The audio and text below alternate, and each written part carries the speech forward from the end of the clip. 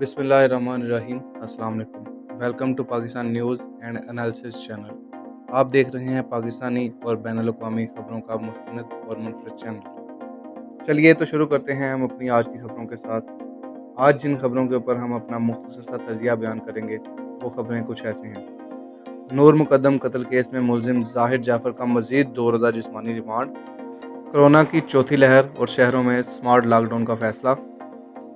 तालिबान का कंधार एयरपोर्ट पर रॉकेट हमला और अफगानिस्तान के 3 बड़े शहरों का मुहासरा। तुर्की में आग लगने के वाक़यात और रजब तैयब उर्दवान के रद्द-ए-अमल। और पाकिस्तान क्रिकेट टीम के दौरा वेस्ट इंडीज़ के ऊपर हम बात करेंगे। इसके अलावा आज पाकिस्तान आर्मी के unsung hero colonel Derrick Joseph के बारे में हम बात करेंगे। तो शुरू करते हैं नूर मुकद्दम कत्ल केस के साथ।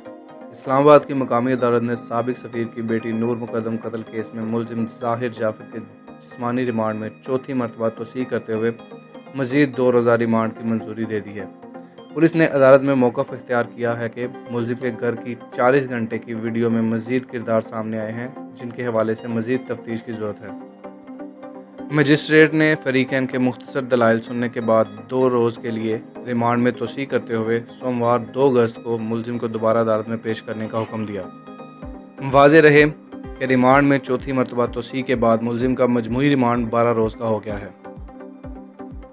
पाकिस्तान के वफाकी वज़ीर बराए मनसूबाबंदी असद उमर ने कहा है कि कोरोना की चौथी लहर ख़तरनाक है।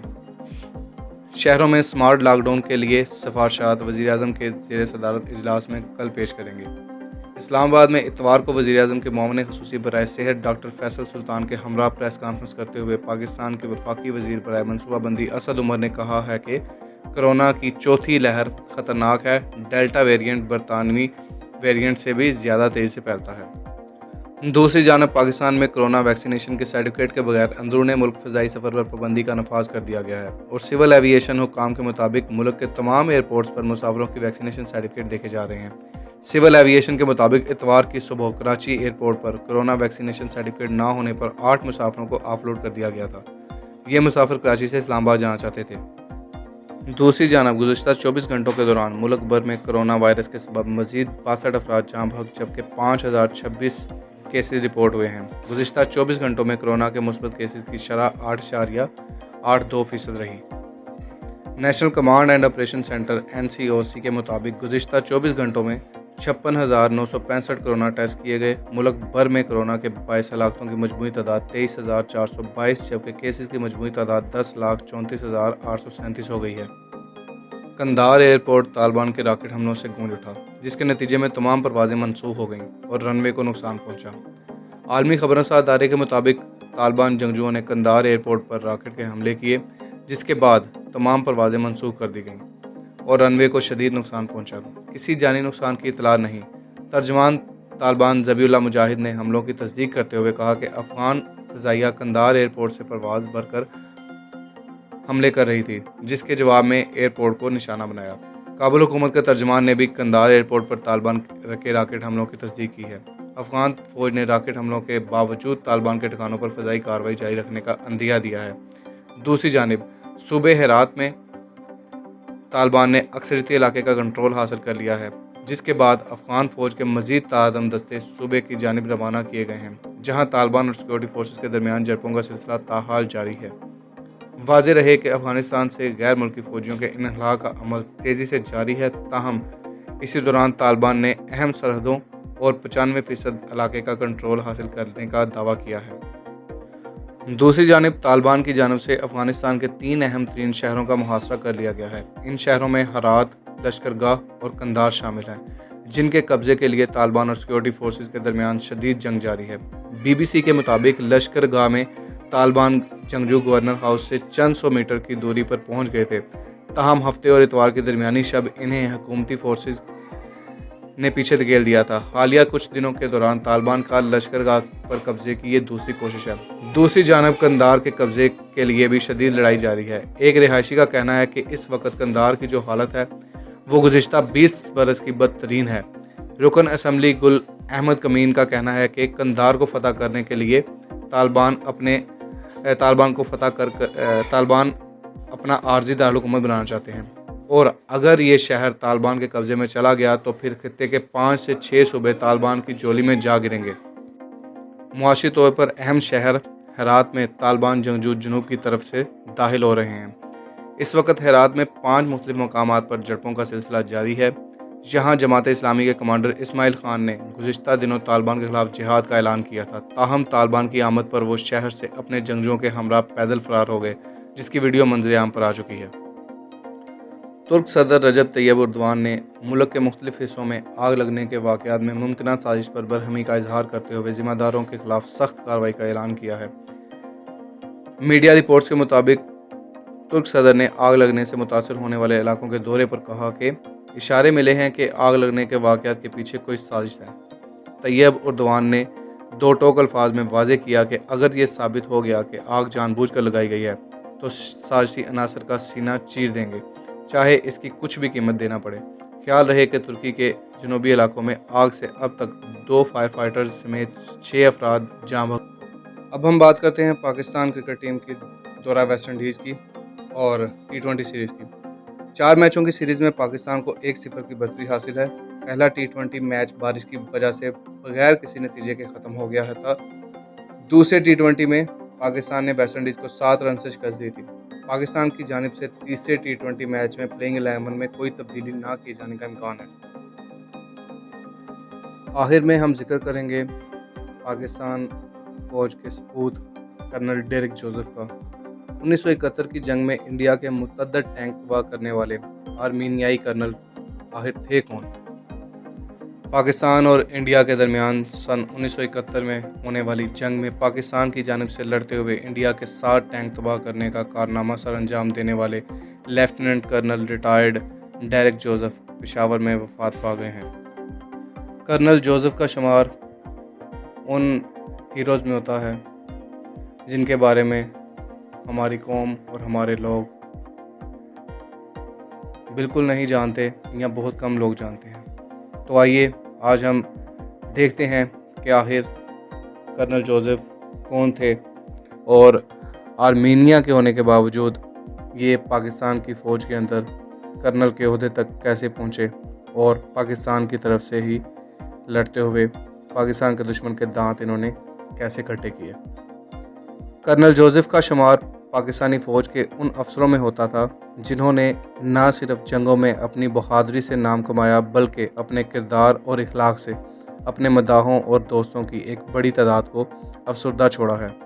कर्नल डेरिक जोसेफ 13 नवंबर 1945 को पैदा हुए और 20 अप्रैल 1969 को पाकिस्तानी फ़ौज में कमीशन हासिल किया।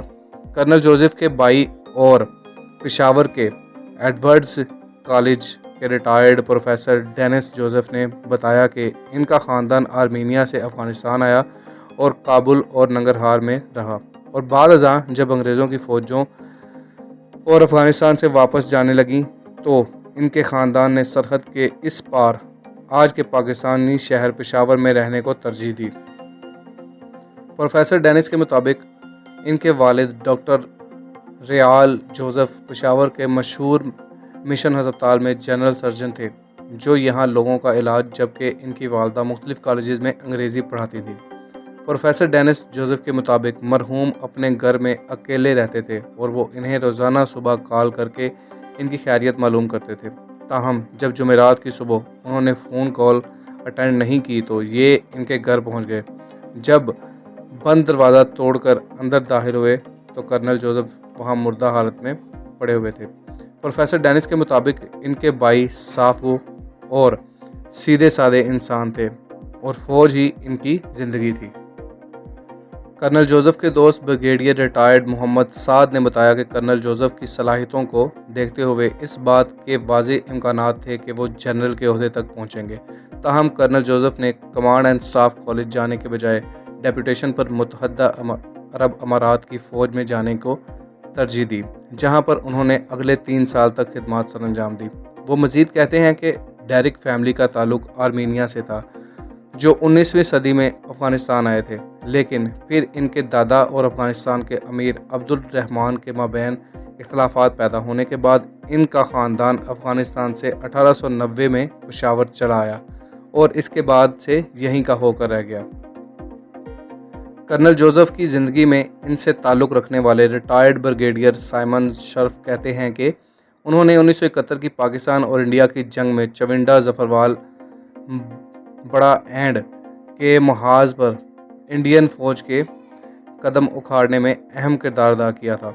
साइमन शर्फ के मुताबिक कर्नल जोसेफ ने इंडियन फ़ौज के 7 टैंक तबाह किए, जिसके बाद इन्हें तमगा जुरात से नवाजा गया। वो कहते हैं कि इस जंग के दौरान कर्नल जोसेफ के एक टैंक को दुश्मन ने निशाना बनाया तो वो तबाह हो गया, जिसके बाद उन्होंने दूसरे टैंक में बैठकर जंग लड़ी तो वो भी तबाह कर दिया गया और इस हमले में वो खुद भी ज़ख्मी हो गए। ताहम इसके बावजूद उन्होंने हिम्मत नहीं हारी और अपना नाम बहादुरों की फहरिस्त में लिखवा कर ही रहे। फेसबुक पर मुतअद्दिद साबिक फ़ौजियों और सिविलियंस ने कर्नल जोसेफ को एक हकीकी और बहादुर सिपाही करार देते हुए इनकी मौत को एक बड़ा सान्या करार दिया है। बाज़ लोगों ने लिखा कि पेशावर की सरजमीन पर ऐसे बहुत से अजीम लोग रहे हैं जिनकी खिदमत से मुकामी लोग अब भी वाकिफ़ नहीं हैं। कर्नल जोसेफ के ख़ानदान का ताल्लुक़ आर्मीनिया से होने पर सोशल मीडिया पर बाज़ लोगों ने हैरत का भी इजहार किया है कि हमें मालूम ही नहीं था कि कैसे कैसे लोग इस सरजमीन के बेटे बनकर इसकी खिदमत कर रहे हैं। एक सोशल मीडिया सारिफ तैयब होती ने लिखा है कि वो कर्नल जोसेफ से आर्म कोर्स सेंटर नौशहरा में सन 1994 में मिले थे, जहां पर इन्हें तकरीब शुरू होने से पहले कुरान पाक की तिलावत का मौका मिला था। तैयब होती बताते हैं कि जब तक वो तिलावत करते रहे थे तो कर्नल जोसेफ इस दौरान तिलावत के एहतराम में स्टेज पर खड़े रहे। Lieutenant colonel retired Derrick Joseph को पेशावर के गोरा कब्रिस्तान में मुकम्मल फौजी एजाज़ के साथ सुपुर्द खाक कर दिया गया है। कर्नल जोसेफ की ही तरह कितने ही नामालूम हीरोज़ हैं जो इस अरसे पाक पर अपनी जानों का नजराना पेश कर गए, लेकिन हम में से अक्सर उनको नहीं जानते। और बहुत से ऐसे बेनाम हीरोज़ हैं जो गुमनामी की ज़िंदगी गुजार रहे हैं और हम उनको भी नहीं जानते।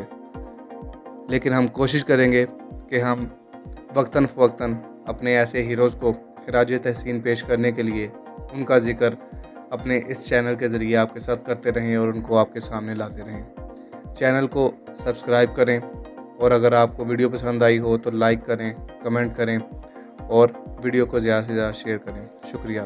पाकिस्तान पाइंदाबाद, पाक आर्म फोर्सेस जिंदाबाद।